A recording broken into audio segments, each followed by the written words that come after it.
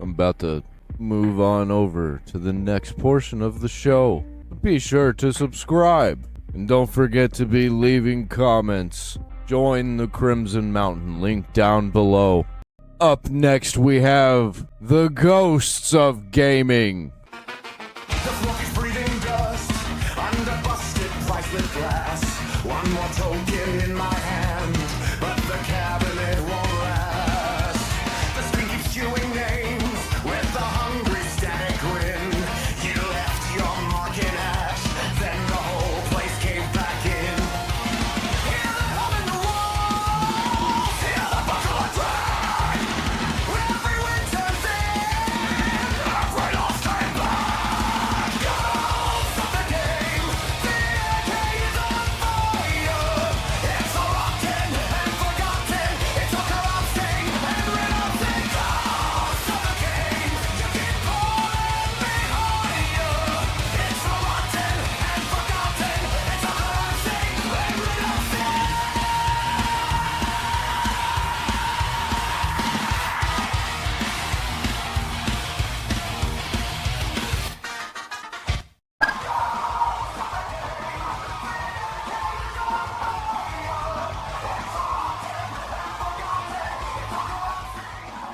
It got leaked, boys. How's it going, ladies and gentlemen? You know, Oh, yeah.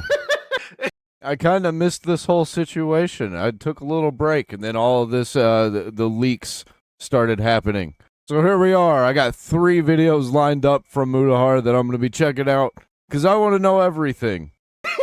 I can't believe it, boys. We got like probably the 15th leak on a GTA 6 release before the game is out. Now, ladies and gentlemen, I like covering these leaks because at the end of the day, unless something is like actually pretty damningly good, I like to cover it. There's been a lot of clickbait and bullshit about this game, and if you notice, when I make a video about GTA or whatever, it's usually something that is actually meaningful and not like the 40th, like the other day, there was literally people freaking out because I guess they added like a trunk closing sound effect, and I'm like, guys, I think we've reached what are we Arkham doing Asylum levels of fucking insanity with this community. But actually, today something crazy happened. So today we are looking at a It's group still known happening. as CyberLeek. Now, apparently, this is the hacker group. Even after the 3 videos I'm about to do, there's still going to be more, because it's still happening.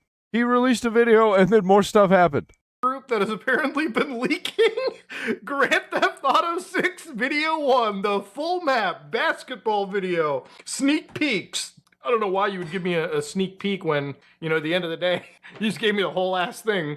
But anyways, ladies and gentlemen, to give you an idea, these leaks have apparently been pretty damn legitimate. Now, how do we know they're pretty legitimate? Well, there's been a lot of leaked crap on Yeah, Rockstar is going after him, right? Rockstar stuff. For instance, in the last several months, one of the most does it annoying take two? things is accounts like this releasing footage where it's clearly AI slopped footage of Grand Theft Auto. The main character running up. I don't know if it's a Ubisoft game where the vehicle reverses in. Somehow a real-life car brand, a Ferrari, has shown up. And the fact that we're playing a Ubisoft game where I see the triangle prompt 2 times on top of a vehicle telling me to get the fuck in. So again, ultimately, ladies and gentlemen, it's stuff like this where obviously Rockstar could probably shut it down, but they don't. Rockstar doesn't take it down with a DMCA. Their lawyers don't get fucking involved. But in these leaks, ladies and gentlemen, they actually have been removing some of these things. Yeah, the pages don't exist. Now, I was never going to show you the actual video for this kind of stuff, mostly because since I ain't seen none of it yet. Rockstar has I honestly, I don't care. I'm not going to be playing GTA 6, at least not when it comes out. Maybe a few years down the road, I'll try just the story. I'm not too much of an online gamer. DMCA'd this shit, it's probably like fucking legit at this point, okay? Like, this person has been releasing a real set of footage. Now, I do have the video right over here present on my system. So for instance, I did download these leaks. Yes, I watched them. I will talk about what's in them because I don't think Cool. that violates the law, but actually I don't really care to see them. I just want to know the juicy details. pulled some information off of these leaks using a local model, and I actually ascertained that these videos were encoded all the way back in 2023. Now, that's not when they were recorded, that's when they were just captured, right? So again, these are definitely older videos. Like, if this is a fake leak, All right, a lot of effort has been put into it. Now, to go to the actual hackers in this case, this is where it kind of like intersects with some of the stuff that I've been talking about. So CyberLeek, the organization right over here releasing all of this extra stuff, which they're just doing like every hour. I think we're actually going to get a lot more, throughout this case. But if you go to the About section, they have an edict. CyberLeek was born in the networks. It has seen what gaming can be at its best, and it has watched what the industry did to it slowly, methodically, one monetization scheme at a time. Fucking based. This is what we call an anti-hero, ladies and gentlemen.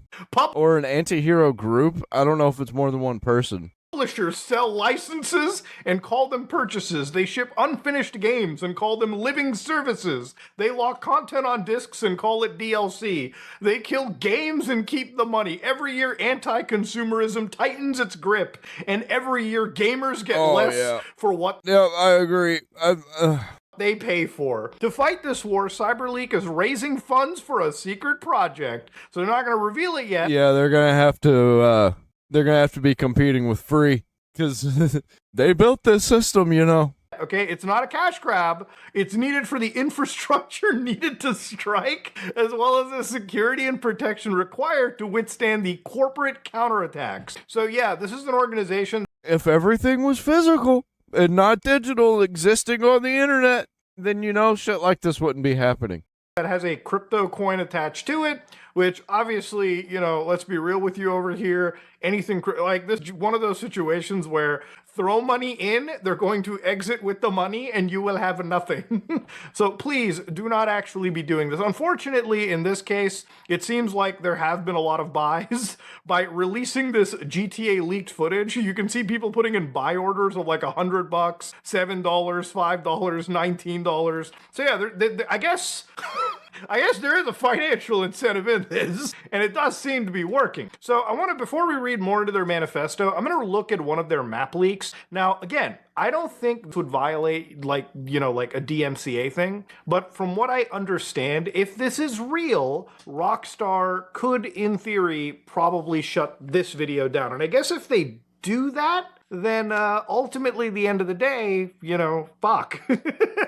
I guess it's real, which they have not been shutting down some of these map leaks. If they do, the video section you're watching right here will obviously be blurred, and I'll probably cut it down at this point, okay? Because again, if this turns out to be real, it turns out it's real. Thing I want to invoke on me is like a fucking Rockstar lawyer slitting my throat, okay? Like full jihadi style. But again... Yeah, just getting them through that giant open window right next to him. One thing that I've seen in these map leaks is there's a lot of points that showcase, obviously, there's, I guess, tons of stores, and it doesn't look to be AI generated in the sense that the road, logic starts to make a lot of sense. Like, you can zoom into small places where AI would really fuck up, and it doesn't seem like those fuck ups are happening. The downside of this map leak is it seems like the other cities in the game, aside from Vice City, are actually considerably smaller sections of the game. And in fact, they're so small, they might as well be like Paleto Bay from GTA 5,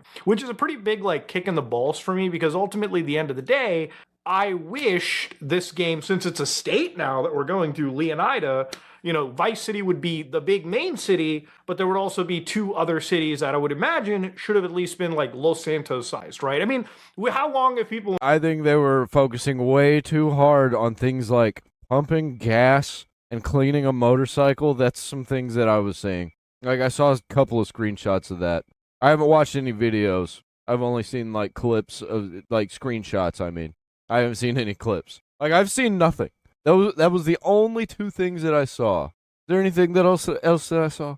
I don't think so. I think that was it. Waiting for this game. If you're gonna bill it like this, if you're gonna say the state of Leonida, it should be like the state of San Andreas from the PS2, where we had 3 fucking cities and a bunch of in-between areas. What I don't like about this HD stuff is they have one main city, and just generally the rest of it is pretty rural areas with not a lot of other, there should be other cities for me to run to and commit crimes in Grand Theft fucking Auto. So anyways, going back to the manifesto by these people, they said Commandment 1 1. Thou shalt not sell digital pre-orders. No consumer shall pay for a game through digital storefronts before release. An independent review. Physical pre-orders for tangible media are permitted. Pre-orders were not created for gamers. They were created because physical discs had manufacturing limits. In digital distribution, there's no inventory, there's no stock shortage. A digital copy cannot sell out. I mean, that's what I've been saying, man. Like, yeah, okay, pre-ordering back in the day, it's still shitty, but like, yeah, I mean, for a game like GTA 5, I pre-ordered it back in the day because I was like, yeah, maybe my, like, fucking, like... Yeah, pre-ordering in the digital era makes absolutely no sense. If they're gonna cancel physical games, what's the point of pre-ordering? Maybe my, like, EB Games will run out of copies. At least I secured the bag there. You know, I got the game. So I could come home to my PlayStation 3, put the Blu-ray in, install the game in like 10 minutes, and just play, right? But in the age where we don't even have the disc anymore, who gives a fuck? Just wait like a week before the game releases so you can just download. But I got the money now. I might as well purchase it. It allows me to purchase. I'm going to purchase it anyway. People are so fucking... They're so dumb. Download it, like pre-download it, and then play it on midnight. You don't need to buy it like right now. Who gives a shit? They don't give you anything for buying it right now. Yet publishers keep the pre-order system and strip away its only consumer benefit. Absolutely. I'd rather wait until games are feature complete with all the DLC on sale. Also, I am paying full price for that shit. There are so many games, and I'm more of a retro and indie gamer anyway, so I just really don't give a shit. I'm okay with missing out on games because they're not the games that I'm playing. I'm probably going to buy Resident Evil whatever comes next, but I ain't buying it day one. I might, actually. It depends on how good it is. Maybe day 2, maybe week 1, I buy it. I ain't pre-ordering that shit.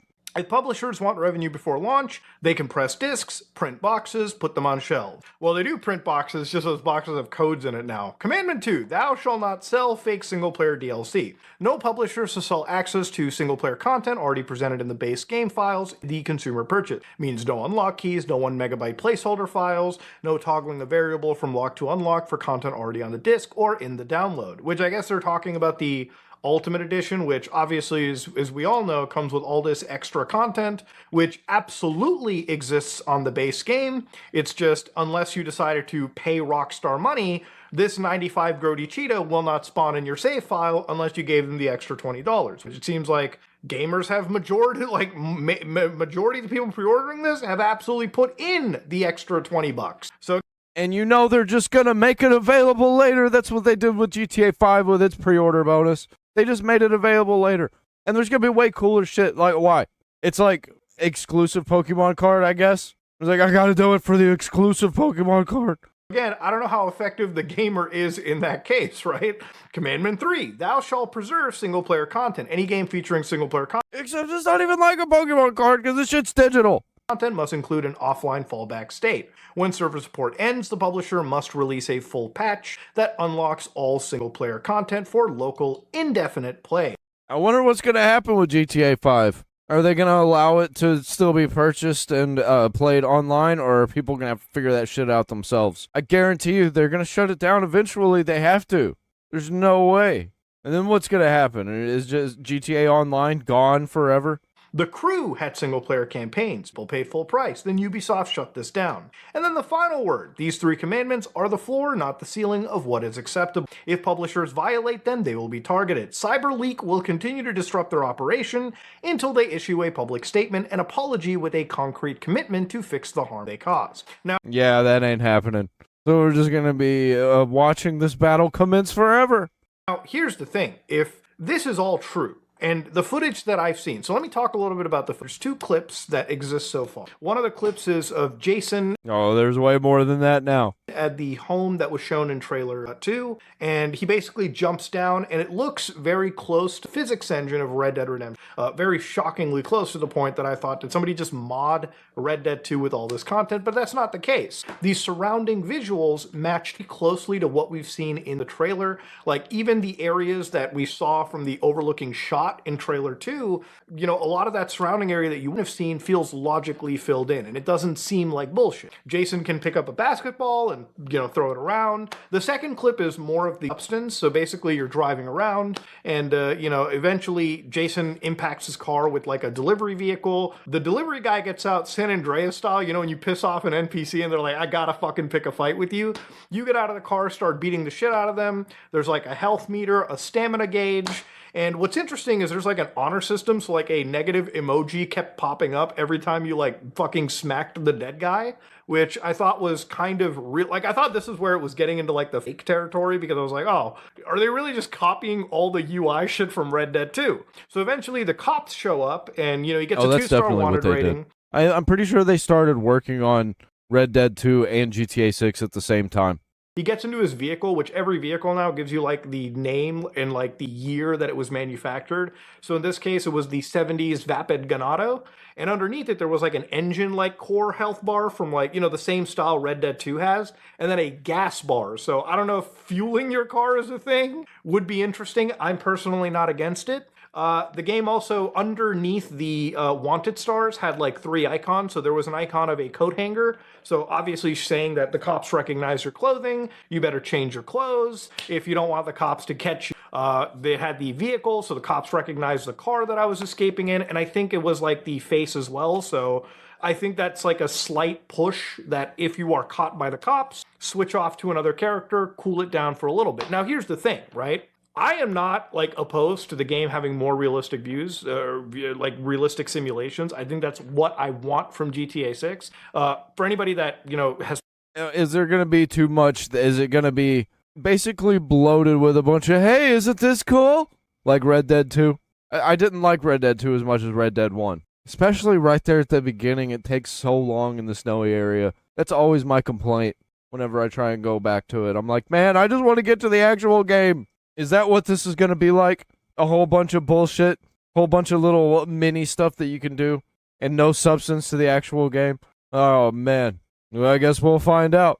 Play GTA games. GTA 4 is when they allowed you to escape cops without hitting a pay and spray above the 1-star wanted rating. So you could escape the radius, chill for a few seconds, and the cops would lose you. GTA 5, you also escape the radius, but you wait longer in relation to your character's stealth rating, and then that would just, you would cool down and then escape that way. I hope GTA 6 has like kind of a memory thing where even if you escape like a cop chase, just driving the same car, wearing the same clothes is enough for like the vice cops to like look around and say, hey, that's the guy that we were looking at. That would be... Yeah, it's like a better system of the heat system from Need for Speed. Cool realism that I would be okay with, like changing my clothes, which has been a thing in GTA since like Vice fucking City, enough to also lose your wanted rating. And then of course, I want all these systems to kind of be in the game. So obviously there was like a bit of the radio that we heard. So again, this leak that I was seeing, even the vehicles on the road, and I'm very eagle-eyed,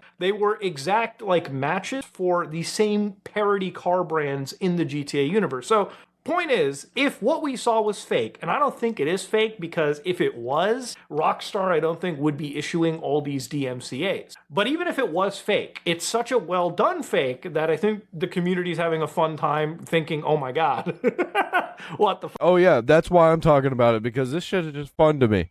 I love it. I love that this is happening. fuck? Now here's the thing, if Because you know what, guess what? Soulful Bish! And that's how I feel about it. CyberLeek has actually hacked into like Rockstar, and I think this is obviously a breach of Rockstar servers. Maybe a location got hacked, files ended up getting grabbed. What I'm kind of wondering, and again, this is the worst case scenario in my head. I could imagine that in the days, and there's only 9 days until we see like more of this game on Netflix, I imagine just for the hell of it, and I guess I'll be keeping a close eye to the ground, obviously, because I'm a fucking fan of GTA and I like this shit. I'll be watching and seeing if these guys release more, because ultimately, I really don't give a fuck about like what Rockstar's... Oh boy. I just had a random thought. Whenever this game comes out, it's gonna be fucking crazy. There's gonna be hackers trying to actually hack Rockstar themselves. Not just like hackers in the game is ruining your experience. It's gonna get dangerous. Fifis are in this case. You know, like this is the biggest piece of media of all time in history. Worldwide. This shit's gonna be crazy. And I cannot wait. At the end of the day, I have no investment in Take-Two and Rockstar. Like, I have no stock that I've purchased. GTA is just a game to me. At the end of the day, some of the shitty decisions Take-Two has made to the gamer, I don't mind seeing them have a little bit of kick in the... having a little bit of, like... I don't mind seeing egg on their face, is all I'm saying. Now, the map, ultimately, when we go back to it, felt pretty close to what I saw with the actual, like... the Yanis community map, which is like the current community map that people are building for Vice City. So, for instance, based on every leak, people have been putting together, like, obviously all of what they think Vice City is going to be. So I'm interested to see what, Rockstar ends up, like, releasing. The leaked map looks pretty close to this, with obviously a lot more of this dead area filled in. And from what it looks like, it seems pretty fucking accurate. And honestly, at the end of the day, I'm just interested to see how things kind of go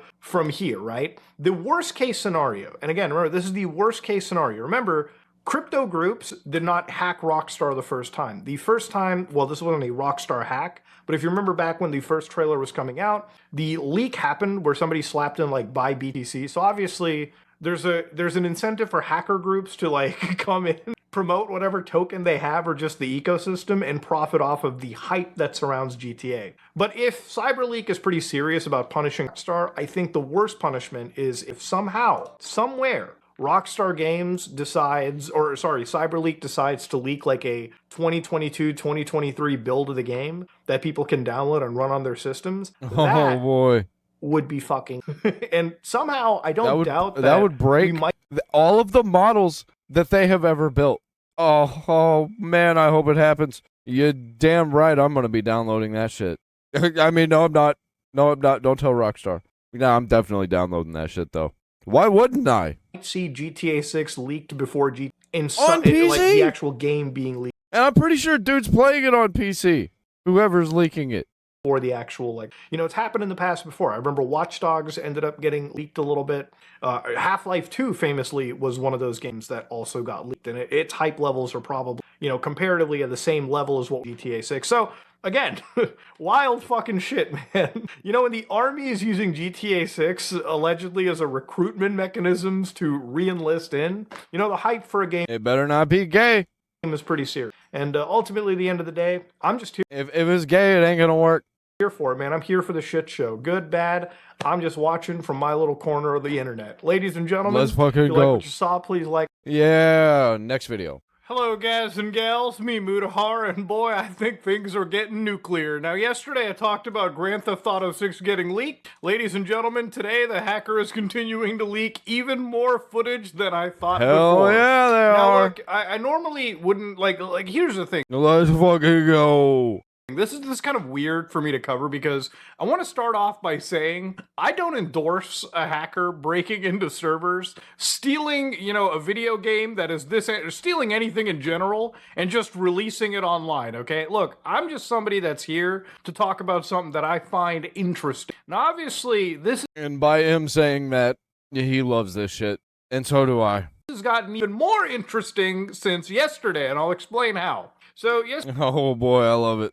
Soulful Bish! Hell yeah. Yesterday, we kind of looked at, like, 2 clips of this game. Well, really, I think it was, 2 clips. And both those clips, people were kind of wondering, oh man, is it artificial intelligence? Now, the reality is, if you know anything about AI stuff, usually AI clips are pretty much easy to tell. Like, 15-second clips usually sometimes are cut together. These clips that were released yesterday of GTA 6...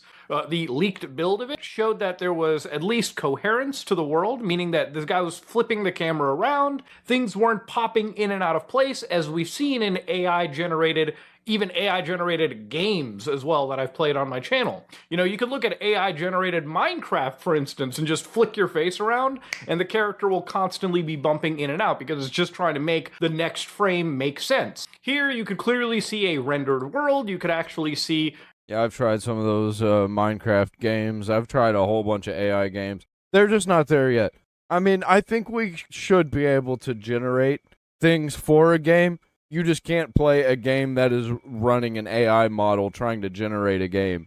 Yet. UI elements. You could see elements from prior Rockstar games like Red Dead 2 sort of bleed its way into the leaked footage, right? The way that the main characters jumped, the physics associated with it, made sense. So guess what happened today, ladies and gentlemen? You wake up, the hacker basically revealed last night that they were going to release some more content early in the day.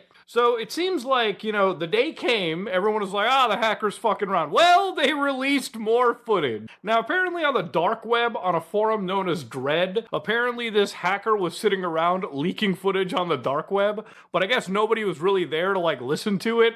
Ultimately, the end, this showed up on their website, and boom, it was more footage to see. Now, what does the new footage kind of showcase? Well, it may actually be from at least 2025. So we're getting into recent territory. So basically in the game, if you ever play GTA, you get into a car, you can hear a radio station, right? Well, apparently the song that was playing was a Tate McRae song called Sports Car that was released in 2025. So again, if that song is in the game's radio at that time in the build, it's probably after the release date of that song, Dude, if they release a 2025 full build, Rockstar's cooked. Ultimately, the end of the day, this puts the actual build closer to what we have. Now, Grand Theft Auto, when I first talked about these leaks, I don't think they're going to make enough money anyway, at least not for a long time. Well, not these leaks, but all the ones back in 2022, a lot of those leaks kind of had debug footage associated, or at least debug codes or consoles that were actually available. Things that would show you the things that would show you debug information as you played the video game, right? There would be a strip at the bottom that would tell you the specs of your machine and, of course, what was going on in the edges. This new footage that's leaked doesn't actually have any of that. In fact, it actually looks pretty damn good, even though the actual quality obviously isn't, 4K, HDR, anything of that nature. Now, before anybody goes in and says, but the game looks just like GTA 5, I'm going to be completely fucking upfront with you guys. I don't know what anybody was expecting this game to do. It is a game where you steal cars and you shoot people and you get in chases with the cops. And they started working on this game not long after GTA 5 really took off, with GTA Online. Probably right after GTA Online became complete. I think that's when they started working on it. If it has any three of those things, I'm a satiated boy, okay?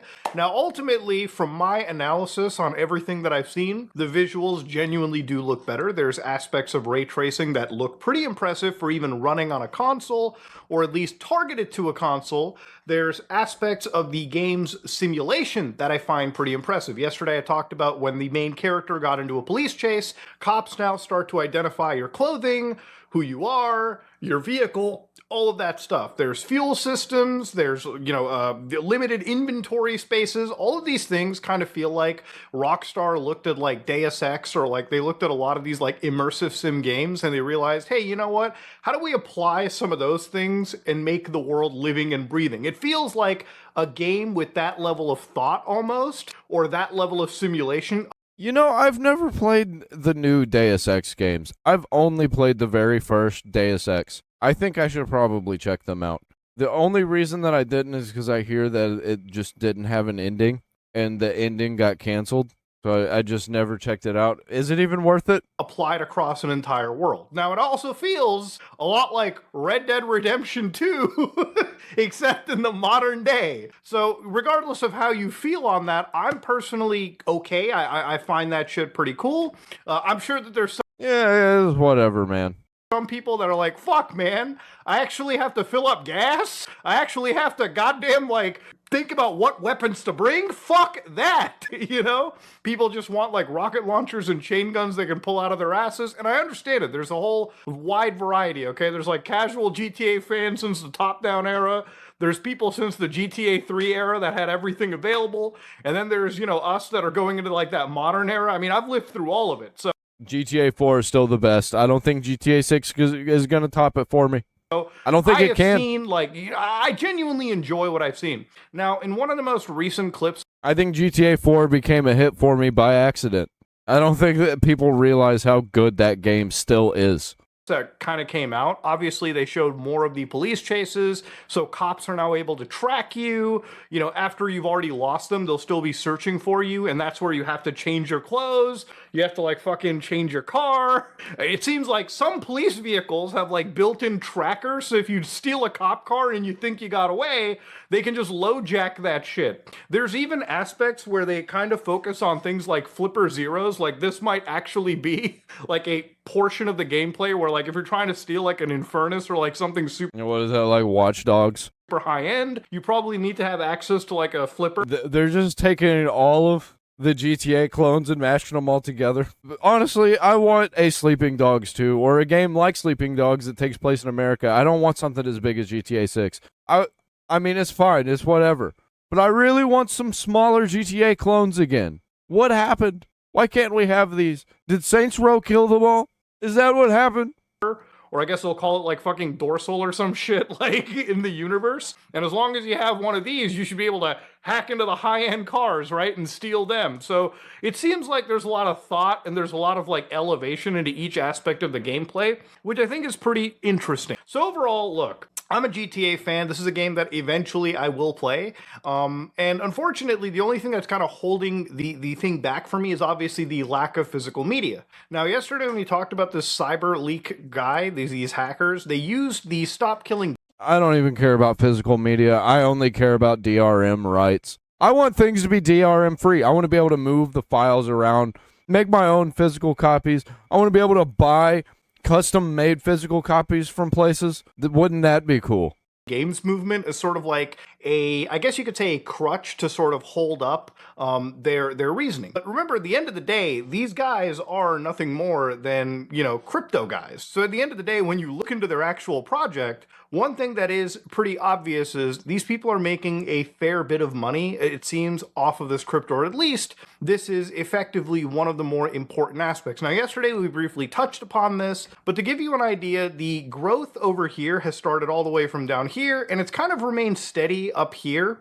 And if you look at the actual like volume of trades going on, and I've covered crypto for a fair bit, this might be one of the most actively traded cryptos, shitcoins that I've seen right now. So to give you an idea, what are people doing? They're buying actual tokens. So in some cases, 6 minutes ago, this guy bought $116 worth of CyberLeek tokens on the Solana blockchain. Of course, there's also people that are selling certain tokens. So $53 sold right over here, $9 sold here.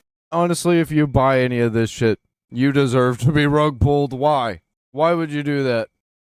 If you look at some of the highest transactions, literally like 10 minutes ago, some guy bought $1,500 worth of this token. So there's actual money being traded around. The incentive for these hackers is not altruistic in the sense that they really give a fuck about physical media or they really care about Rockstar's apologies. The reality of it is, I still don't care. Is that this is a crypto hustle for these people. It's like Deadpool. He's doing things for the good of humanity, but for selfish reasons. Now, some could say that this may not be a scam. It's probably more like a donation. Like when you give them crypto money, they siphon it out. And it's kind of more of a donation for, I guess, their efforts. But the reality of it is that this is effectively a very good money-making grift opportunity for the behind this, right? That's kind of where I come into this, right? Obviously, and most certainly not American. It's probably like some call center in India. Obviously, I think there's two things that can be true here. Rockstar Games, or rather Take-Two, has been so shitty to the fans recently, and I've covered this, I've talked about it as a fan, that it's almost somewhat difficult to sympathize with the corporate overlord. Yeah, fuck them. But also at the same time, the people doing this don't really give a fuck about the Stop Killing Games movement. It's just something that they can use to morally sort of justify the actions that they're doing here. Now, there's been funny instances like CyberLeek, apparently. I can't even confirm if this is the same. Yeah, it's like watching Godzilla and King Kong fight. It's like, they're still monsters. They're still destroying everything. But they're doing that over there. Guy.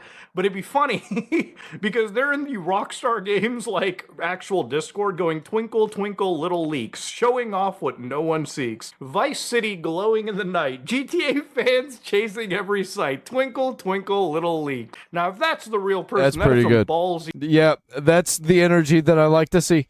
shit. Obviously, I really do feel bad for the developers in this case, mostly because these I people don't. that have put over 10 years of their life into making a game. These are not people that Yeah, you know what I gotta say to that?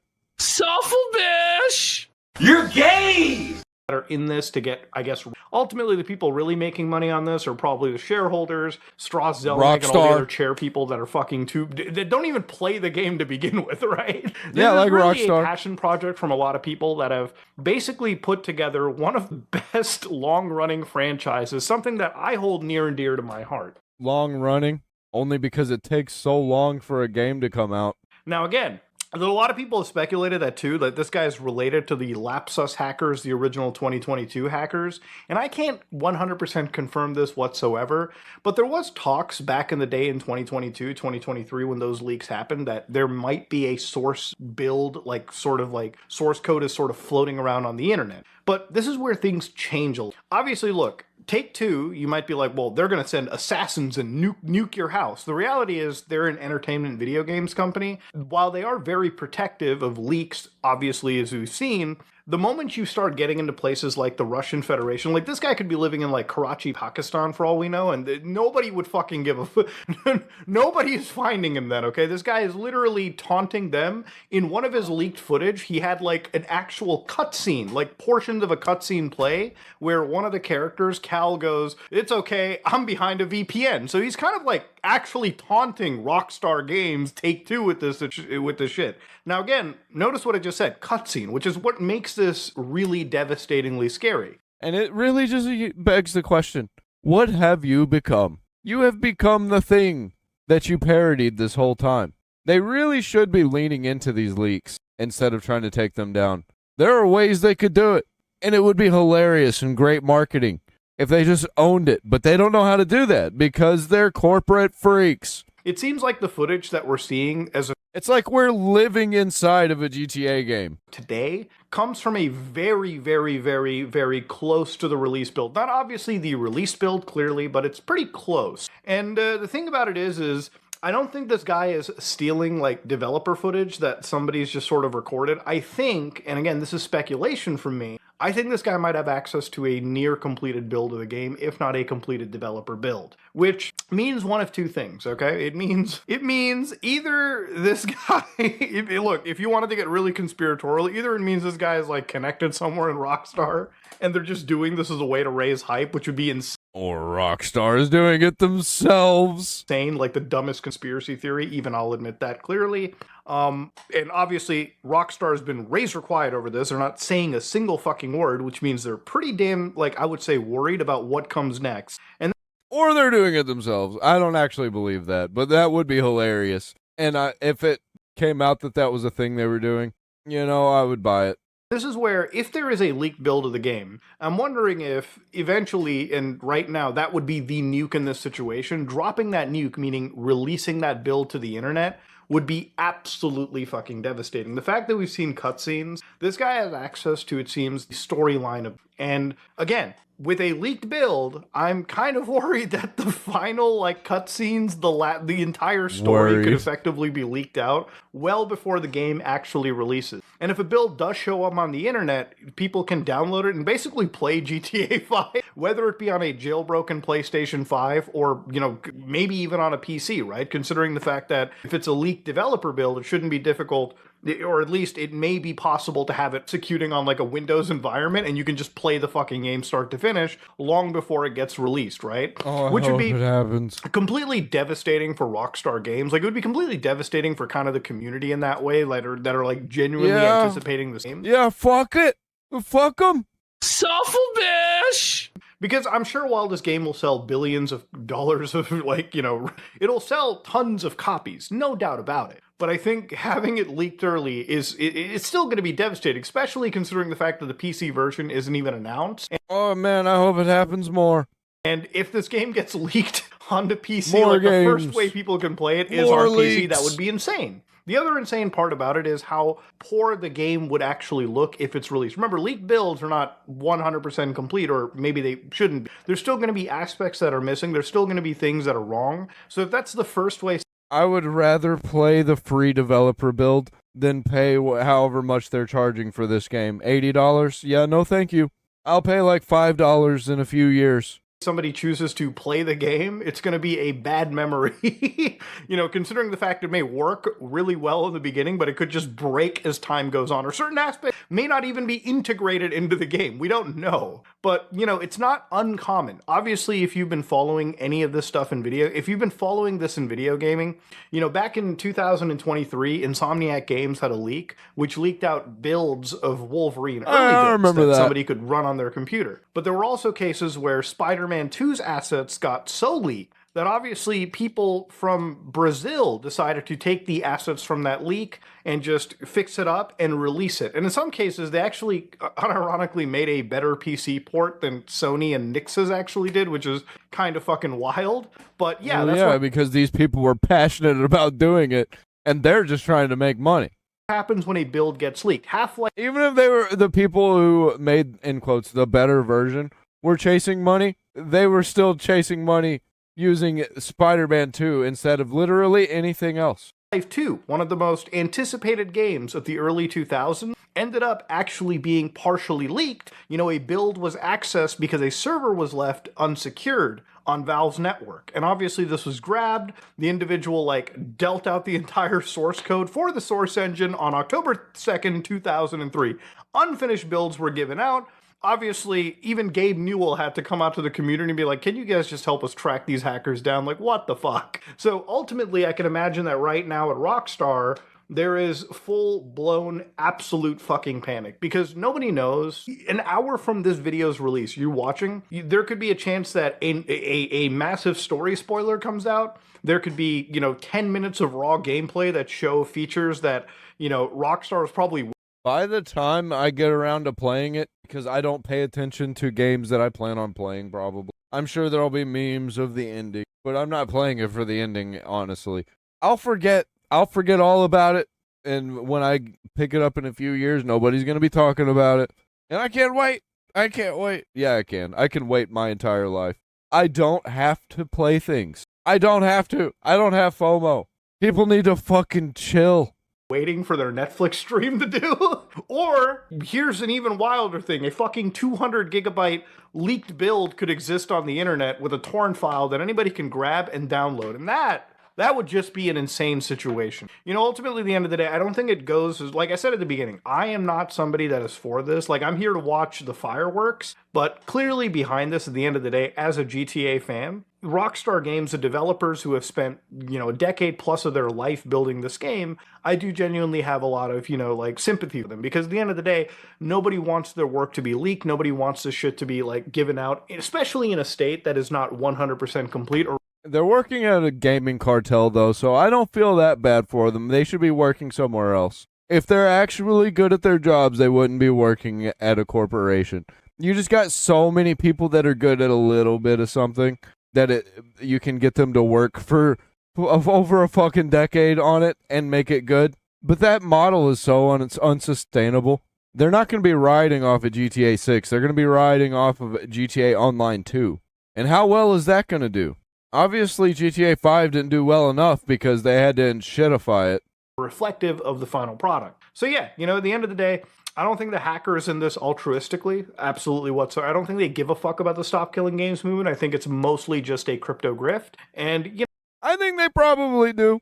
Actually, I think they probably do, at least somewhat. Some people who's got some opinions. I bet overall they don't care. But I bet, they're engaging on social media on their actual accounts that they're not, tying to the job that they're doing. Well, I thought I had 3 videos. I guess I don't. Guess we'll cover the 3rd and probably 4th, 5th, and 6th video in the next couple of videos. Moving on.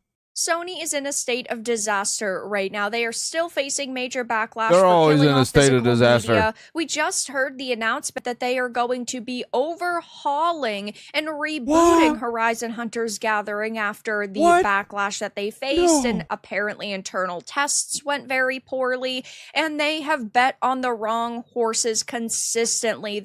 I wonder what went wrong. They thought that Marathon was going to be a smashing success for them. It is not, and now we are seeing an all-new player count low, and I do not think that this can survive until the 1-year mark. I have a few different things to show off before I get into the topic. If you enjoy the content I create, check out the links in the description, join the in my live streams, and consider supporting through Patreon or YouTube memberships. Now, not every single game needs to have 100,000 players in it to consistently perform well for They do whenever they spend hundreds of millions of dollars. companies. Sometimes, yes, you can And sometimes billions of dollars. In Bungie's case. have a core audience of 15 or 20,000 people, and a game can be deemed successful, especially if it is a paid entry game and you have microtransactions and you're still making money. But that is not happening with Marathon. Nobody's really talking about this game anymore. They bet $300 million plus on this being a success. I personally think that it was like $350 million. And what are the player counts right now? They are the lowest I have seen in the middle of a day. Holy shit, I'm just seeing that. That's insane. How are they just keeping it? This is like Concord. Which one was this? 3 or 4? We've had some Concords release after this. Or sometimes in the evening it will drop after peak and then it won't go back up until Is it gonna be under 1,000?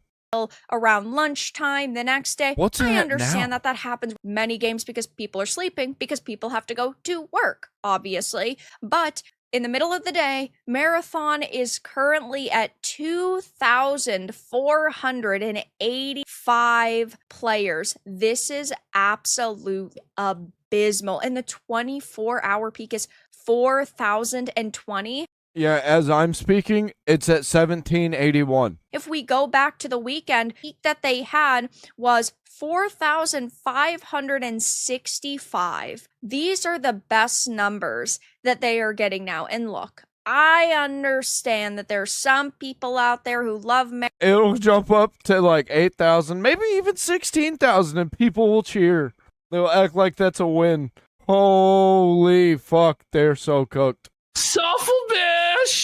Marathon who think that it can be saved, continue, praise the game and play it and purchase microtransactions and take to social media and defend it 100%. Again, I'm not sitting here and trying to get you not to play it. I'm just giving my opinion and letting you know the observations that I have made, and that is that if you have not already I'm telling you, don't play it. Don't waste your time.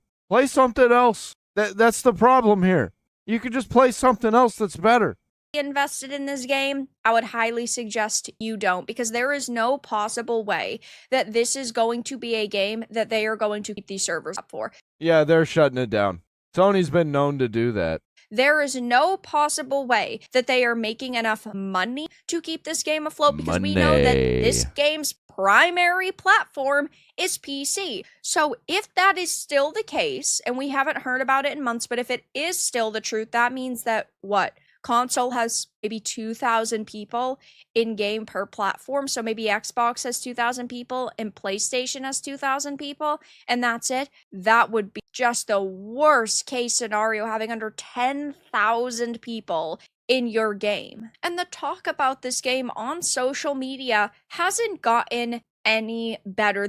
Who's played this? Who's honestly played Marathon? I don't know anybody who actually played it. The only people that are not even for free positively about it are people that are saying, oh, it's not dead. You all are terrible people for criticizing this game. Like this I'm not even really seeing people doing that.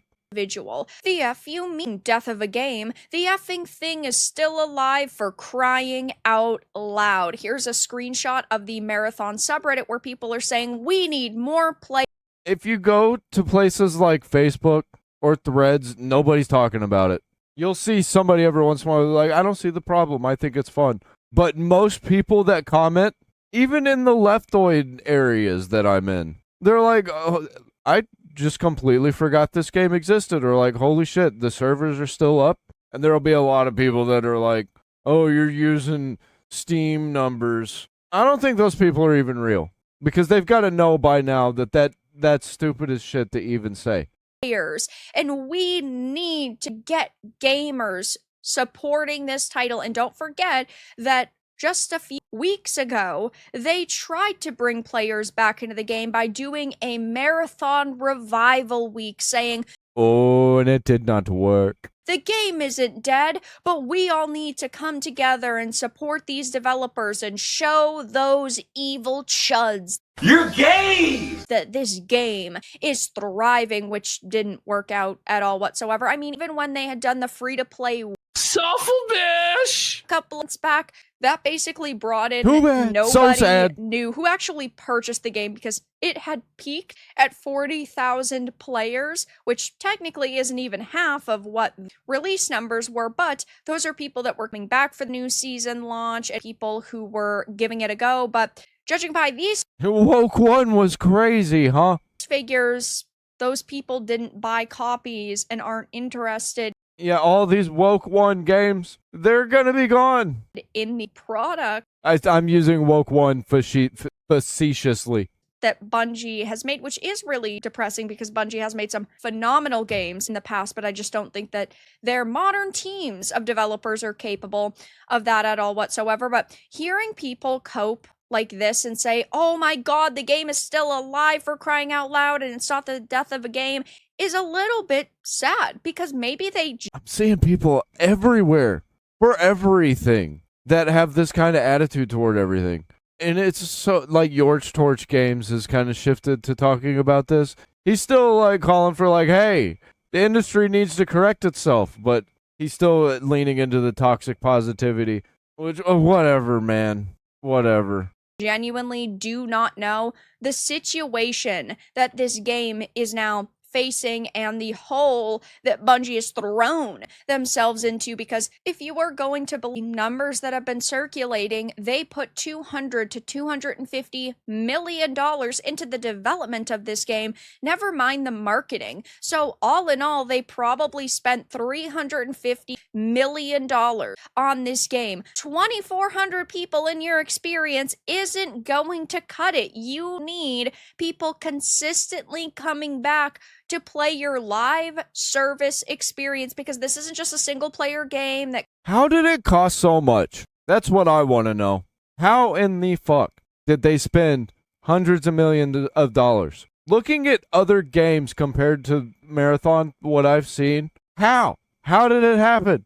goes, and it's understandable that after a few months, a lot of the people who wanted to play Like, for games like Wolverine, I can kind of see it. I can kind of understand. They got some gay designers, whatever. It makes it look weird. But you can kind of tell that it's a AAA studio that spent $300 million, you know? it, have played it. It's like with Campaign Evolved, not adding in multiplayer means that after the 10 hours worth of content you've gotten out of it, you are going to drop it and you're not going to go back to it. But in the case of Marathon, all it really has is the live service component and the extraction. And yes, they did add in the PE mode, but They should have done a single player co-op campaign. It was so easy to see. I don't know how they didn't see it. Oh yeah, I do, because they were seeing the money bag instead, trying to chase the money by spending too much money.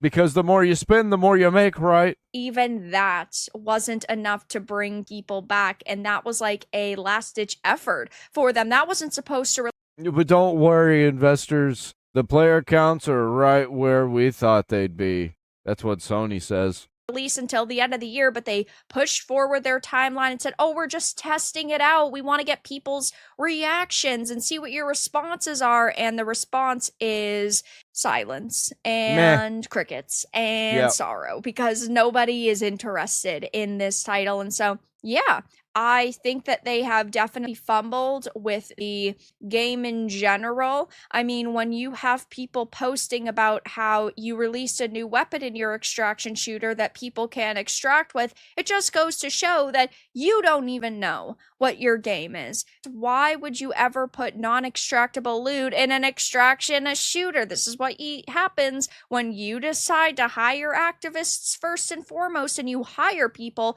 based on their skin color and their gender and their sexuality instead of their merits. Merit-based hiring systems are what we clearly need. Yep, all the people with merit got pushed out because they were problematic. To go back to, and I don't know what is going to happen with Bungie at this point in time. Sony is clearly putting their foot down with a lot of games. They are putting their foot down with Naughty Dog and Are they gonna? I think they're gonna break them down and sell them off and close everything else. That's what I think's gonna happen. Intergalactic, the Heretic Prophet. They are putting their foot down with Horizon Hunters Gathering and Guerrilla Games. They have already pushed layoffs at Bungie. And what are they gonna do? The people that are, putting their foot down are the ones that are responsible for all of this. And they're just gonna blame all of the studios under their boot. Tell them to work better. We're gonna lay off everybody until morale improves. Yeah, okay, good luck with that. I think you need to hand everything off. I think get the corporate culture out of the games. It's the only way the corporations are going to survive. They have reportedly shrunk these teams by a massive amount, and they aren't working on a future game, or at least they weren't several weeks ago. Maybe now they are. And Sony is trying to cope and trying to damage control. They had said with the release of Season 2 in June, Marathon has maintained a high user retention rate while also acquiring new users. And high user retention rate. So the 2,485 people that are playing it, play it a lot. That's basically what they're saying with that. High retention rate. Dumb people will see that and be like, oh yeah, they got a lot of players. That's not what that said. we can see that that is a blatant lie. And so I don't... No, it wasn't. They were telling the truth. They have a high retention rate among their player base, which is 2,485 on Steam. know what is going to happen with Bungie. I think that they are going to be given like one more chance, and otherwise this studio is going to be sold off, or it is going to go under, because these are not numbers that a studio can rely on for years and years going forward. So yeah, it's I will be unsustainable. keeping my eye on Marathon, even though there isn't much to pay attention to at this point, given the game is dead. But for now, that's all that I really had to discuss in this video. Let everyone know. Honestly, I don't know how it's even gone on this long. Like, why? Why did Sony do this? Why did Bungie make this? What is going on? And this is the only thing that they have going. And it was so easy to see. The L was right there in front of their faces. But once again, blinded by the money bags. And they were hallucinating them. It's like that. It's like in a cartoon. Whenever they're being told something, but their eyes just turn into big money signs. That's all that they can think about. And they destroy everything in the process. And just keep downsizing and combining all of the things that you tore to pieces into one big, disgusting monster that's unsustainable. What games are releasing that are Sony games? We can all count them. And they're all scattered. And they all suck. And I feel like those same people that were hating are going to play that game, and guess what? They're going to love it. Yeah, I ain't playing it. So they can be mad. Should not have said that. Somebody shouldn't have let her say that. What is up, space pirates? This is your admiral, the endlessly edgy Dr. Disaster, and one of the lessons that really needs to be soaked up by a ton of AAA developers is that if you are going to be spending hundreds of millions of dollars on making a video game, then you need to maximize your potential audience for the game so that it's possible to make back your money invested. So you're telling me there's a chance? Yeah! Oh yes. Everything about this game should have been pandering to people like me. But they had to wokeify it. They had to completely alienate people like me. This is what the corporations don't understand, man. They just let these people do this. I think it's on purpose, because they're all globalist commies trying to destroy all the cultures so everything will be cheaper, so they get a cheaper price whenever they buy everything. But it's got the anime visuals. It's got 1980s nostalgia. It's space and aliens and shit. And like jukeboxes, like this is my kind of shit, but they made it gay. Yeah.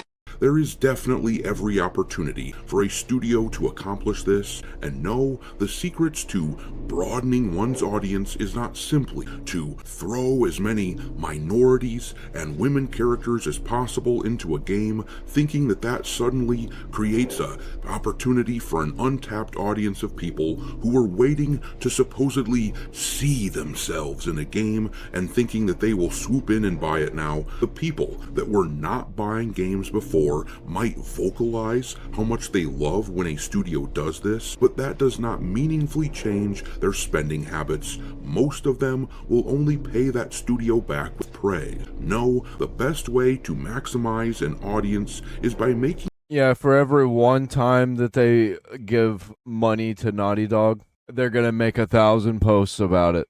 Characters that the vast majority of the gaming community want to be, or make those characters something that the vast majority of the audience wants to look at. In other words, don't make bald-headed boss girl characters with an ugly sneer perpetually etched onto their face like they did here with Intergalactic, the Heretic Prophet.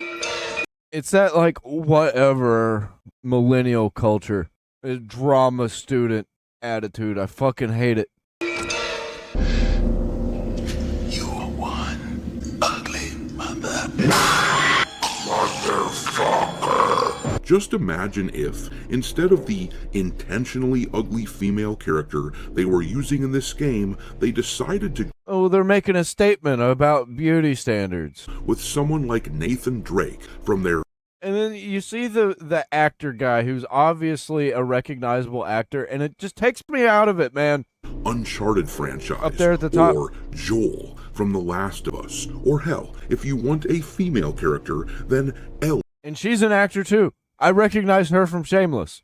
From The Last. And now I recognize the black Asian chick as a celebrity that says you're gonna play it and you're gonna like it. Yeah, whatever. Of Us would have been a huge upgrade. She said love it. If you want her to be an Asian version of a character like that, then that guy. Sure, nobody cares, go for it, but with the proper protagonist in place, Intergalactic might have seemed interesting, but instead, Naughty Dog chose the path of most resistance by making this character bald and nasty looking, banking on the hopes that the traditional gaming crowd would be replaced by the new... See, that's a good shot. Some people knew what they were doing. Feminist audience that they are trying to cultivate. Things have seemingly not gone as planned in that department when they released their announcement trailer for this game, the Game Awards in December of 2024.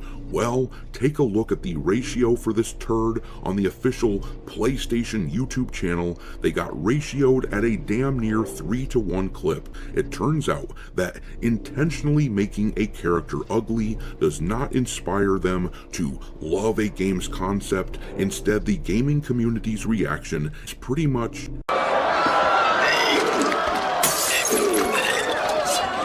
Oh, I can't wait. I can't wait for it to come out. Me to this new if it ever comes out. Here, an analyst who is a former Naughty Dog developer is now talking about the great length that he expects the studio still has to go through in order to make Intergalactic playable, and how they are going to have to fix something moving forward so that games don't take so long to make at Naughty Dog. Obviously, the massive time that they have spent on Intergalactic means that the budget is ridiculous. And my contention is that if you are going to commit to massive development cycles like this, then for a studio as large and well-known as Naughty Dog, that actually could work, but not while also intentionally pissing off your audience and causing many of us to look at their work and go, "Suit yourself, queer." Fire all the feminists, fire all the women. Feminists including men, not just women. So fire all the feminists and all the women, all the wokies. Just walk in and say a bunch of slurs, and if anybody gets offended, fire them. What else could you do to test people on whether or not they should be working there? Alright, me hearties, in order to understand the context of what we are going to be reading about in a minute here, it must be pointed out that Naughty Dog was long ago on a legendary tear where they released a lot of really great games in a relatively short period of time. So many corporations used to do this. I actually wrote an article about this, how in the 2000s we were getting like sometimes 20 games a year from one studio, or not one studio, but like one company, like Ubisoft or EA. They were just shitting them all out, and there was a lot of gems. Half of it was shit, but I mean, now they don't even take risks, and everything's just kind of the same, and it all fails the same, and it all costs the same. The original Uncharted, for example, came out in 2007, Uncharted 2 came out in 2009, Uncharted 3 came out in 2011, and The Last of Us was released in 2013. Those are 4 extremely popular and well-loved games in a roughly 6-year period. Uncharted 4 came out 3 years after The Last of Us in 2016. How do games take so fucking long to make? It honestly can't be that hard to make a game, even that looks this great.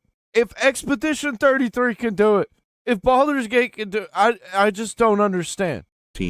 Uncharted: The Lost Legacy, a standalone expansion of Uncharted 4, came out in 2007, but since then, we have only seen The Last of Us 2, all the way back in 20.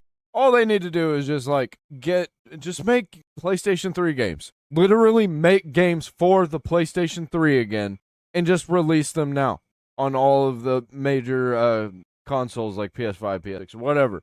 But every company needs to do this. 7 years after the first game's Save so much money. And The Last of Us 2. People are mostly playing games from the 360 and early Xbox One era anyway. While successful from a purely monetary perspective, left a pretty sour taste in a lot of people's mouths, and I contend that it caused a lot of reputational damage for the studio. It's well known as a classic bait and switched game where the beloved protagonist from the original game, Joel, gets killed off and replaced by the now lesbian character Ellie because it came out during peak woke. A lot of people bought that game as a knee-jerk reaction because they loved the first one so much, but it's worth noting that while the first game has sold around 37 million copies, the second is estimated to have sold around a third of that figure, at somewhere around... It fell into the sequel trap, where the sequel is just not as good as the first game, because it got corporatized. They got too big for their britches, made too much money, wanted even more money, bigger and better, and we're gonna have to put a message in it because it's so big that it's affecting culture. So we have to affect culture how we want to affect culture and not accidentally make a game for the chuds. No, we wouldn't want that. 10 to 12 million units. People have now had over 6 years to stew over the fact that this studio got one over on them with that game's bait and switch, and despite all the game journalists claiming that it was just a vocal minority who hated the wokeification of The Last of Us, it turns out that last year, when the second season of the franchise's TV show released, which featured the first part of the story from the second game, well, the audience turned on the show big time. It was savage on Rotten Tomatoes and other review aggregator sites by the audience, and viewership fell off a freaking cliff because killing off Joel in such a way is such a wretched and gut-wrenching story decision. It was received so poorly that this TV show, which the showrunners were insisting at the time would need at least 4 seasons to tell the full story, they trimmed it down now so that it will have finished in 3 seasons, and Naughty Dog studio head Neil Druckmann left the TV show and went back to his gaming studio. I am a zombies fan. I love all things zombies. I watched the first episode of The Last of Us and I was completely out on it. And I watched all of Z Nation, so I can watch some bad zombie shows, and I just couldn't. seemingly pushed out. In other words, the picture I am trying to paint is one where Naughty Dog really needs a big win. They haven't released a single new game on the PS5 generation of consoles, and most likely by the time Intergalactic is ready, the PS6 will be out. Their budget is likely incredibly high for this game. Speculation and estimates based on the year's work. Is it gonna be a Beyond Good and Evil 2 situation? Is this game even gonna come out? On the game has it at somewhere between 300 million or even upwards of a staggering 600 million. It'd be Concord 10? Based on some analyst opinion. Anyhow, with all of that in mind, let's have a peek at what they are talking about with the game in this article here from Games Radar. It says here, the last thing Naughty Dog released was in 2024, and it was the developers' The Last of Us Part 2 Remastered. To the former Wasn't even The a real Last game. of Us and Uncharted series designer Benson Russell, that's a problem. Now a game development consultant, Russell recommends his former employer spare its next game from the prolonged development period it's accustomed. And look, all I'm saying is that if they want to take their sweet ass time and try to perfect things, then that could be okay, as long as they also don't intentionally alienate parts of the audience. But when you do both, You're gonna have to alienate the part of the audience that's insane. Trans community, they're gonna bitch about it, but fuck them. Look at Harry Potter. then that is a major issue. But reading on, it says, Naughty Dog's upcoming sci-fi adventure Intergalactic, The Heretic Prophet, has now been in production for 6 years. While the game doesn't yet have a release date, by the time it finally launches, we could be trudging towards the PS6 generation, which is why Russell says in a new interview he thinks Naughty Dog's lethargic release calendar is absolutely not sustainable. He says about the developer, they're one of the key stakeholders that gets PlayStation sold right. So, when you think about it, they have not put an original IP out on this platform. The only thing they've done is The Last of Us remake.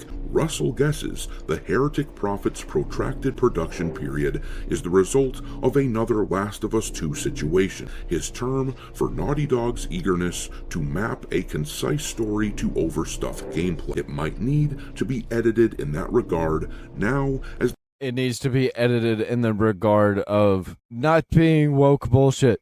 But it's too late. It's already ingrained all the way into the design and the characters. There's nothing they can do. They dug their graves. Now they can lie in it. the Heretic Prophet heads toward, and lying they will do, its 7th year of development, Russell reflects on the industry-wide trouble of zombified production periods. The biggest titles reveal a small outbreak of developers dragging their feet. GTA 6 is a decade overdue. Fable has been delayed to 2027 after being announced in 2020. The Max Payne 1 and 2 remake has been under construction for 4 years and counting, and so I didn't even know that was happening. I genuinely think these 7-year projects, you can get them back down to 5, Russell says. I think you could at least cut 2 years off them, if not maybe a little more. Yeah, they need to 1 year, 2 years to get a game. It doesn't have to be the same one in the franchise. Just by defining yourself, getting that North Star solid right in the beginning, and it's not a difficult thing to do. Otherwise, Russell argues, developers risk making a mess of their games with team changes, technical changes, and the unavoidable frustration of starting over. Yeah, and culture changes over time. It flows over a decade. And when it takes a decade to make a game, the culture of when you started and when you finish is completely different. The social media culture, the gaming culture, we got new console generations coming about.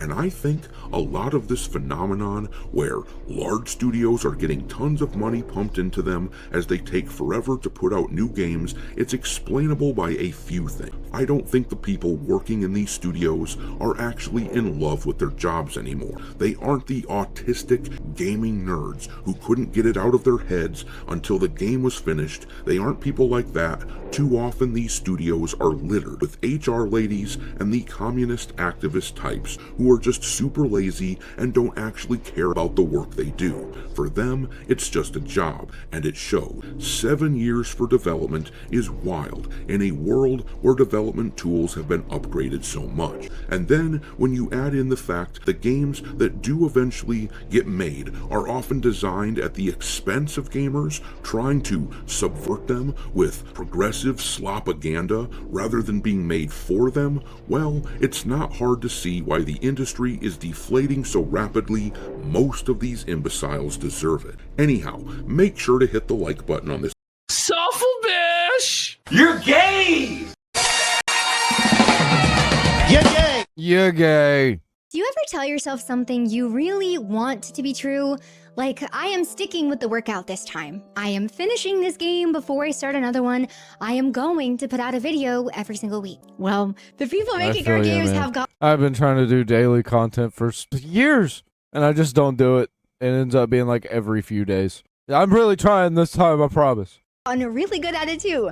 Like Insomniac saying internet memes and criticism surrounding Wolverine have been a relentless onslaught. Bethesda protesters saying Bethesda makes great games people love, or laid off Halo. Yeah, when? Devs stating Halo campaign evolved had a successful launch. If Yeah, the last sure. decade has taught us anything, it is that there is an increasingly bizarre disconnect between so many of these AAA studios and the people buying their games, between executives and their own studios, between journalists and players, between what the industry says is true and what is very obviously actual reality. Because while we are getting LinkedIn post after LinkedIn post about layoffs from people who just shipped a Yeah, whenever they're worried about shit like layoffs and shit, you know that it's all corporate culture.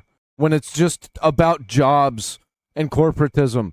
Because passionate game studios don't deal with these problems. And when they do have layoffs, it's not a big deal like this with protests and shit. Proclaimed successful game, I'm also watching players post celebrations about those same layoffs, some of them with millions of views. Gamers have spent years feeling like they were yelling at a wall, watching their hobby get more expensive in every way, watching their favorite franchises get worse, watching quality continue to drop, while everyone inside these companies kept insisting things were going great. And at the same time, Western AAA has spent years... Things were going great because I'm still working and I'm still getting paid. That's really what they mean.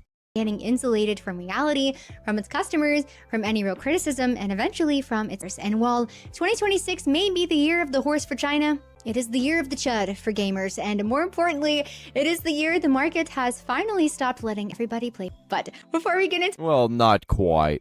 all of that, it is a real... Politics is still all about it. And really, they're the ones that are shaking hands with the corporations that control the markets. Really great to be back. I hope you've been having a great summer. I know I disappeared again. I'm so sorry. There were some side quests I had to go take care of, and as penance, I've mostly been taking care of chickens and ducks, and it's been great. please accept. But a lot has happened over the past month, so let's do a super quick catch-up. GTA 6 is coming to Netflix. The extended preview of the game, that Yeah, I'm pretty sure it's like 6 hours of footage. I don't care about this. I'll be honest, I didn't even realize we could reach this level of advertising, and it means that there are people out there right now paying for a subscription specifically to watch a GTA 6 ad. Yeah, it's so stupid. Yeah, well, but we... Especially when you can just get it for free online. A lot of people are paying out of principle, and I'm like, bro, you hate these corporations, yet you're still giving them money. We also got more info on when you don't have to. Kingdom Hearts 4, including its launch window of late 2027. I'm pretty excited for this, I won't lie. I had a lot of the Kingdom Hearts games on my old PlayStation consoles, but I have since sold them all. So I did the only reasonable thing, and I just bought the main trilogy on Steam, which is only like $30 for all three right now. I'm actually pretty excited to play all of them again. Yeah, getting the previously exclusive PlayStation games on Steam. Including... That's where your fan base is now. Good luck, because you alienated them. Kingdom Hearts 3. You know what they say? God gives his toughest battles. Swords and Slippers and Knight's Path are back on my timeline, with one of the female characters being I saw that Swords and Slivers. described as porny. And if you guessed it was the fully clothed medieval maiden with a little bit of cleavage standing there with her cat, you would be correct. Now, I don't think either of these characters could be described as porny, whatever that means, but these devs do know exactly who they are building for. and they are not interested in being bullied into building for anything else. The war on pretty female characters rages on, so thank you to the devs fighting the good fight. Speaking of which, we got more Tides of Annihilation. The combat in this game continues to look really fun. Gwendolyn is looking a little bit different this time around, but still absolutely stunning. And now there is some speculation that Angela Sandobuono may be stepping in for Jennifer English as her new voice actress, which, if that ends up being true, that'll do, pig. That'll do. Yep, Unfortunately, I'm cool with that. I love me some Resident Evil. I really don't mind. They can pretty much do anything. I'm going to buy it at this point. Every upcoming game has been having quite the same effect, which brings us to... So for weeks now, we've been getting more and more Wolverine content. It's so uncanny valley. I can't unsee it. He looks so weird. As the game gets closer to release, and I'll be honest, this was never really a game for me, all right? And the more that I've seen of it, the less... It looks like they're really trying to pander to the audience that liked X-Men Origins Wolverine. Just a little bit, but that's not their main audience. They're just trying to put in a little bit of nostalgia bait in there for people like me, but it's not going to work because the rest of it looks fucking weird. Interested I have become, it appears some of the internet may feel that way too now, and Insomniac has gone on the record about it. Their community and marketing Who thought that looked good? Director posted this, saying, "I think the wild way this algorithm amplifies and forces negativity upon you has me reconsidering my philosophy of telling devs to look or post here. It is a relentless onslaught that I cannot believe is good for anyone's mental health, nor representative." A relentless onslaught. It's a really intense word to use, so I went and looked for this onslaught, braced myself a little, and it's Ben 10. People are making jokes about this game, reminding them of Ben 10, and that a chase sequence leaves a little red streak by Tooth when he runs, so the modern audience doesn't get lost, and overall just a fair amount of memes about how... Yeah, a lot of people were saying, oh, a third-person action game having a big boss battle that's similar to other boss battles? You don't say a regular game mechanic? I'm like, yeah, $300 million. They don't think this game looks very good. And then the rest of it, the part that isn't memes, is just people having opinions about the game itself. Really unappealing character designs, which Insomniac seems to take anyone pride in. The cheesy dialogue, the fact that what has been shown off looks like the same generic Sony movie game formula that we've been handed for the better part of a decade. Gameplay and boss... And it looks gay from the design. Even if the characters themselves aren't gay. It was like the soul was gay. Fights that have for years, and why is his body so wide and fat looking? And of course, Sweet Baby Ink involved, which at this point, most people can probably spot. None of that is an onslaught. That is just a reaction to marketing for a product you were getting ready to release to the public. But like clockwork, the journalists have shown up to defend the game from the evil chud discourse, claiming that this game is yet another victim of its endless gaming. A victim! A $70 game with a multi-million-dollar budget backed by Sony is a victim. I think they were just rage baiting. It seems like rage bait to me for clicks, and I think they're not doing so well. I've been seeing a lot of the posts where they're like, 3 free Steam games. Check it out in the link down in the replies. And then you click it, and it's like, check out this website that has keys for 3 free Steam games, maybe, if you enter. Because people looked at what has been shown off, and they have not been impressed. That is the framing that we are now going with, not... hey, I don't know, here's why we think you'll love this game. No, the game is a victim, and you're kind of a jerk if you're not gushing with excitement, ready to hand over your hard-earned... What's even crazier... How do they make money? Actually, I know the answer to that. It's part of the culture. It's part of the corporate culture. All these corporations own the same companies. Rotten Tomatoes and IGN are both owned by Universal, owned by Comcast. Though, is that this is Wolverine, one of the most beloved characters in comics, and getting the opportunity to work on a Marvel game like this should be a privilege. You have the opportunity to work with one of the most recognizable characters on the entire planet. 50-something years of comics, the movies, the cartoons, whole generations of people who have grown up with this character. That's why they didn't want to take any risks. They didn't want to mess up the beloved character. And by the action of doing that, they messed up the beloved character. Fucking morons. But just like with Spider-Man, if you do him a disservice, of course, people are going to notice. If he suspiciously looks like a kinder version of that kid from Jumanji for some reason... Oh, fuck. That's a new one. They're going to notice. But even with that being said, The bar for this game was never to go do something impossible. If Insomniac just had their head on straight, the bar was supposed to be go do the thing you already know how to do. I really loved the 2018 Spider-Man, and I thought they did a great job with that game. I didn't play it. They have just to get back there. I have only played Spyro and the Ratchet and Clank games from Insomniac. Either way, gamers are not here to protect a studio's feelings.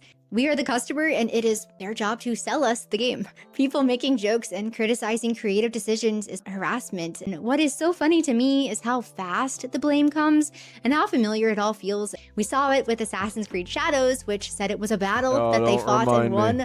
There was the Highguard dev who deleted his statements and his account twice.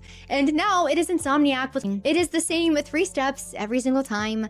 The game gets shown off, or in Highguard's case, gets blasted to the heavens by Jeff Keighley.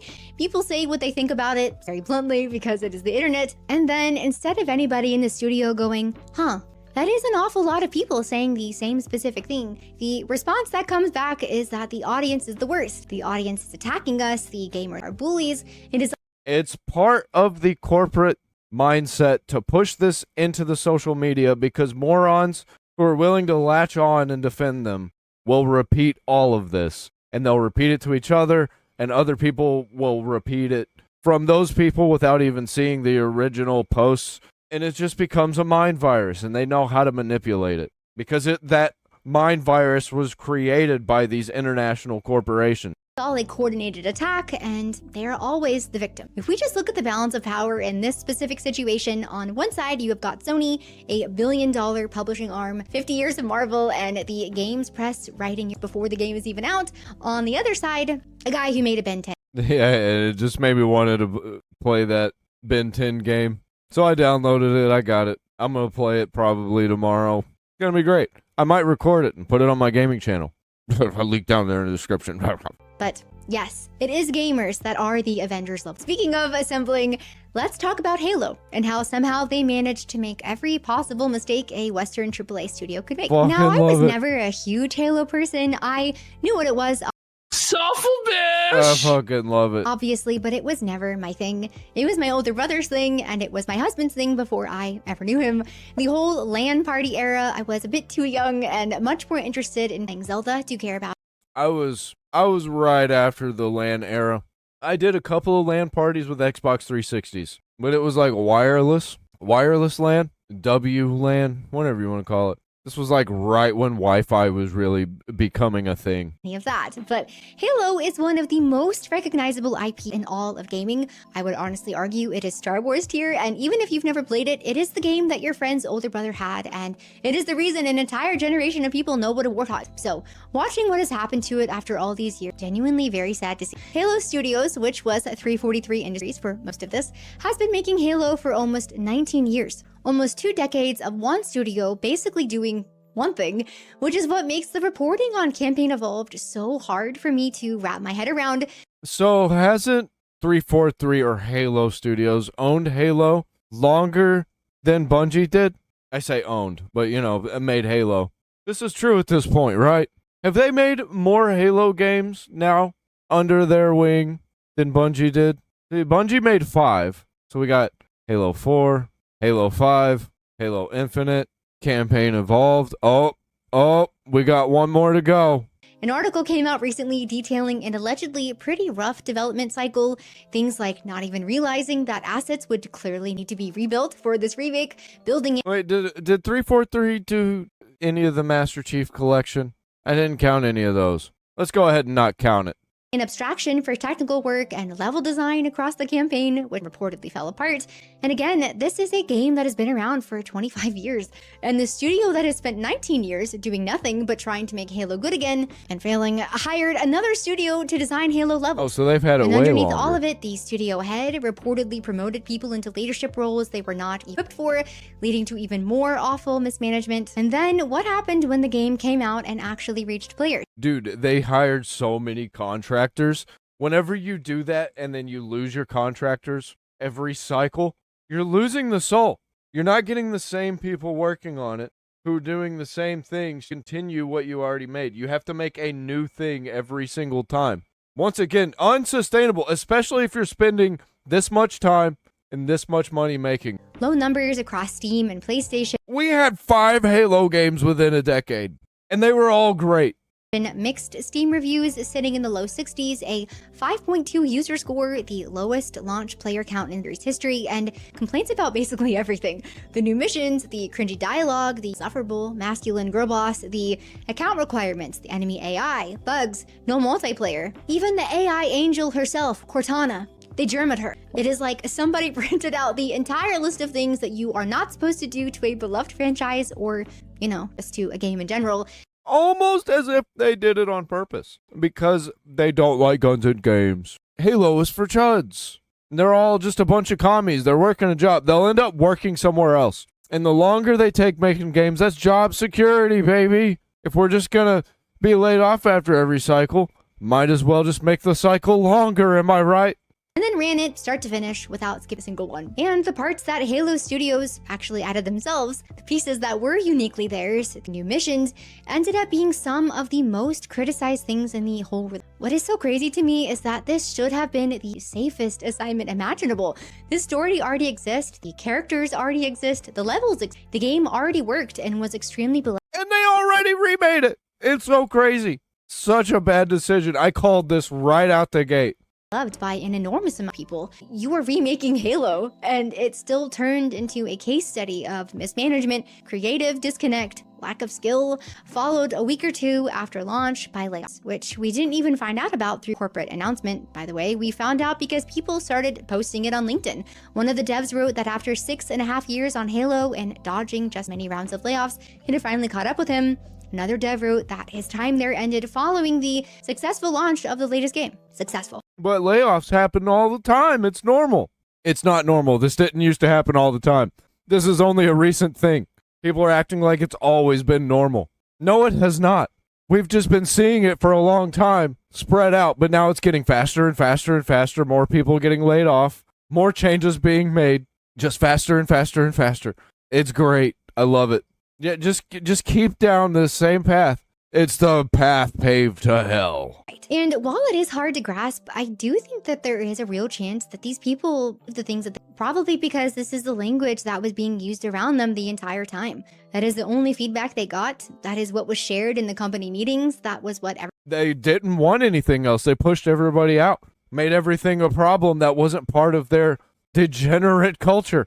Everybody in the building had already agreed upon that the launch would look like. But if your definition of success can include the lowest launch player count in Halo history, a 5.2 user score at best, mixed reviews, and layoffs 2 weeks later, I don't know what to say. I did not have high expectations for Ubisoft's Black Flag remake, and even they still ended up performing so much better than this. And a not so fun fact to close this section out, both studios that have ever touched this franchise, Bungie and Halo Studios, had layoffs 6 weeks apart, all during Halo's 25th, which is a pretty bleak way to celebrate a legacy. And speaking of bleak celebrations, let's go to a parking lot in Rockville. After all the layoffs and the protests that took place last month, I honestly thought that we would get a little quiet out of Bethesda. We did not, because on August 11th, Xbox leadership came out to visit Bethesda Game Studios, and Asha Sharma was there to see. Shut them down. Shut them all down. Anybody who's on the side of this should be fired. Fire them all and deport them. Deport them all. Deport all the blue-haired commies with the septum piercings. Current build of Elder Scrolls 6. The Bethesda workers there knew that she was coming, so to welcome her, all of the Lindsay Clancy supporters. The protesters put up posters outside of their cubicles, which management then told them they had to take down or flip around. So the employees then switched to balloons, which is a weird escalation. Somebody sat there and thought, these people are weird. And they didn't have anybody actually organizing this. They put it together themselves. And they're all stupid. And a bunch of babies. Thought about it and went, fine, they can take our posters. They are not taking her. And then outside in the grass in front of the building, they planted 8. That's some real corporate behavior. Even if you're trying to, in quotes, go against the corporation, you're really just wanting to be in the corporation. They're a bunch of corporate freaks. They're addicted to the culture. 100 red flags, one for every worker that has been laid off since July of last year. And they brought out, don't fire people. They were my friends. You said we were a family. Congratulations, you've created a monster. Scabby, who is a giant inflatable union rat. And that monster is an inflatable rat.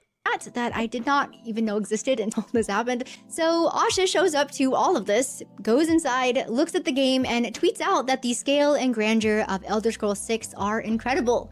From a non-gamer, by the way.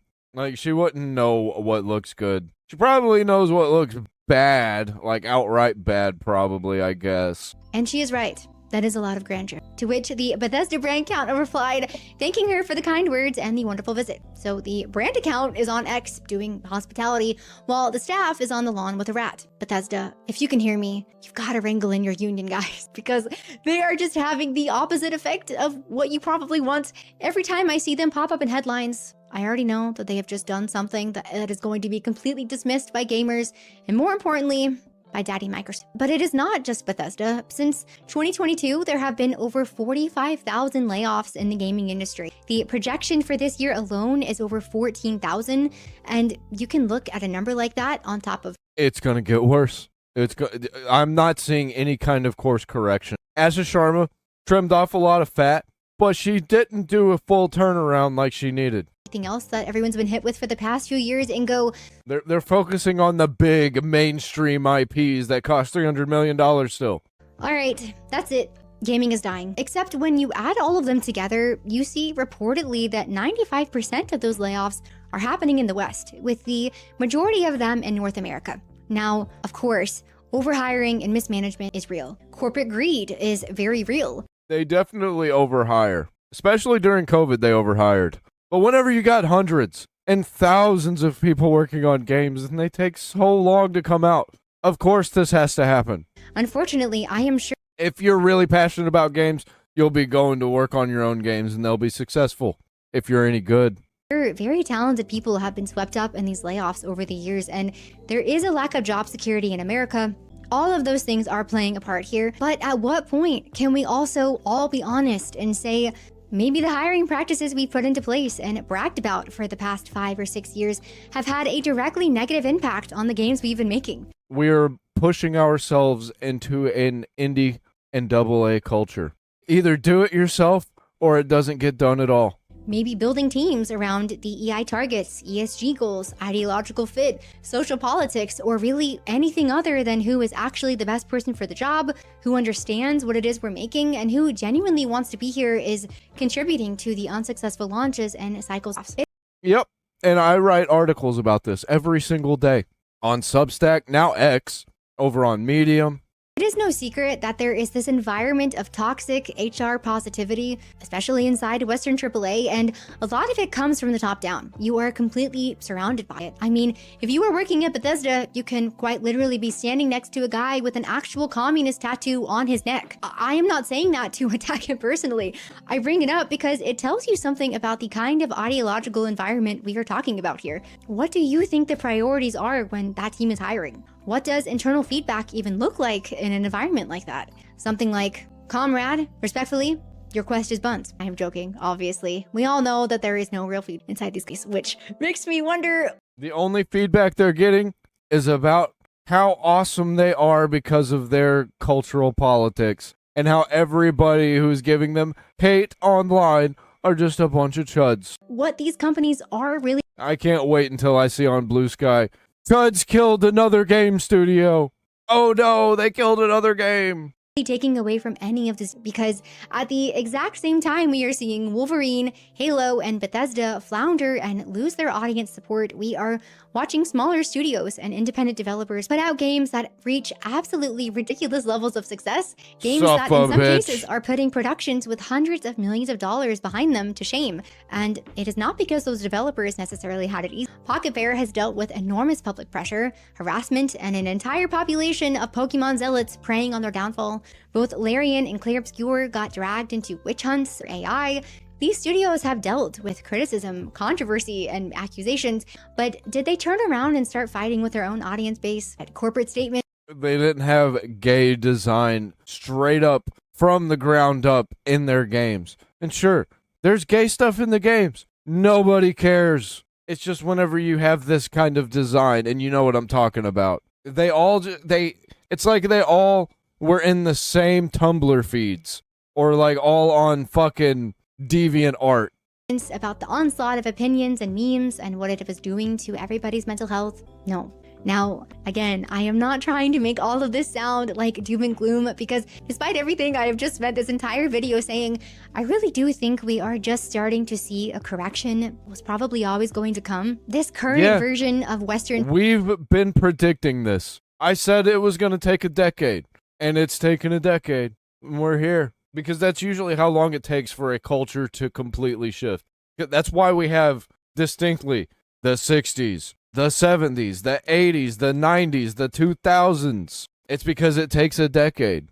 And it's not straight 1990 to 2000. It's like 1995 to 2005. It flows over 10 years. AAA has survived for way too long. These companies have had decades of customer goodwill behind them, enormous franchises that people were emotionally attached to, and enough money in the bank to insulate. That's back when they were going with the flow of the culture instead of trying to tell the culture how it should be and how it should not be. Trying to manipulate it into what they want it to be. Themselves for years and years. They could lose people, disappoint people, release something mediocre, promise the next one would be better, and there was always enough goodwill left over to the machine moving, but things are finally correcting. The year of the Chud is bringing us more and more into balance. To be honest, Bethesda is really what inspired this entire video in the first place, all because of one protester shocked by the layoffs saying, I have been told Bethesda makes great games people love. And that line has stuck with me for weeks now because I don't necessarily think that person was lying. I think the sadder possibility is that they meant it completely. Because if everyone around you says you're doing great and that the game you're working on is great, and the journalists tell you is important, and the consultants tell you that it's inclusive, the internal metrics say engagement is promising, the awards show tell you that what you're doing is brave, eventually the only person left telling you something is very wrong is your customer. Eventually, if those customers continue to... The customer is always right, especially the ones who aren't buying your product. ...to be the only people telling you something is wrong, you start to see them as the enemy. The people who used to buy your product and don't anymore. Those are the people that are right.